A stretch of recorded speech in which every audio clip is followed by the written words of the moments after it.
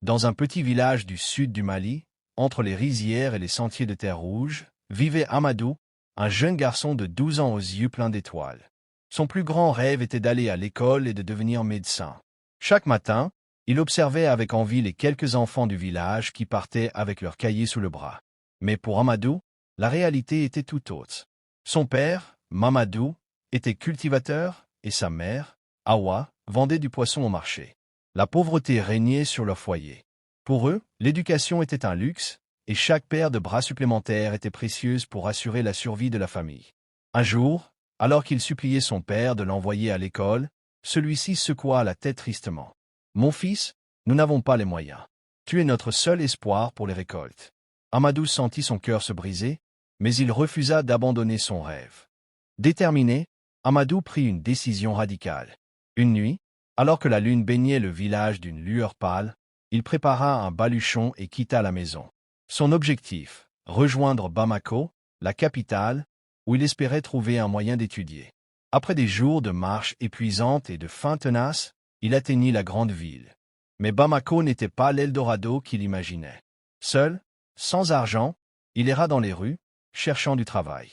Il rencontra Modibo, un garçon de son âge, qui lui proposa un abri dans un quartier pauvre. « Ici, on survit comme on peut », lui dit Modibo. « Certains mendient, d'autres volent. Moi, je veux juste apprendre », murmura Amadou. Malgré les difficultés, il trouva un petit emploi dans une échoppe où il balayait et portait des sacs de riz en échange de quelques pièces. Il économisa chaque sou, acheta un cahier et un crayon, et se rendait en cachette près d'une école pour écouter les leçons à travers la fenêtre. Après plusieurs mois de lutte, Amadou fit la rencontre d'un homme nommé M. Traoré, un enseignant qui remarqua son intelligence et sa soif de savoir. « Tu veux vraiment apprendre ?» lui demanda Traoré. Plus que tout au monde. Ému, l'enseignant l'intégra discrètement dans sa classe. Amadou brillait par sa rapidité d'apprentissage. Il se mit à rêver à nouveau. Il pourrait réussir, s'en sortir, et revenir aider sa famille. Mais la vie avait d'autres plans. Un soir, alors qu'il rentrait chez Modibo, Amadou fut intercepté par des hommes en moto. Ils cherchaient des jeunes pour les enrôler de force dans un réseau de travail clandestin. Ils l'emmenèrent, malgré ses cris et ses supplications. Dans un camp reculé, il fut forcé de travailler dans une mine d'or illégale. Le travail était harassant, les conditions inhumaines. Les jours devinrent des cauchemars sans fin. Il se rappelait les leçons de M. Traoré, se répétait les mots qui l'avaient motivé.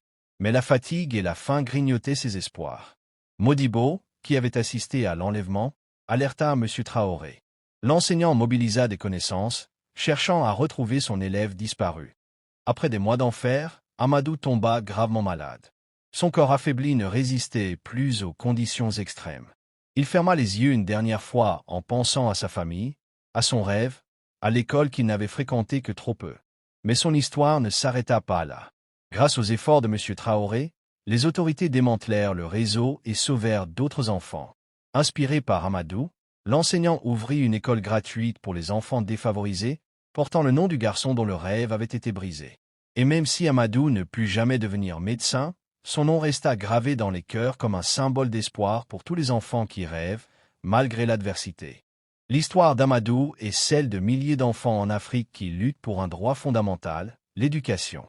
Elle rappelle que chaque rêve brisé peut semer des graines d'espoir pour les générations futures. Parce que le savoir est une lumière que personne ne devrait être forcé d'éteindre.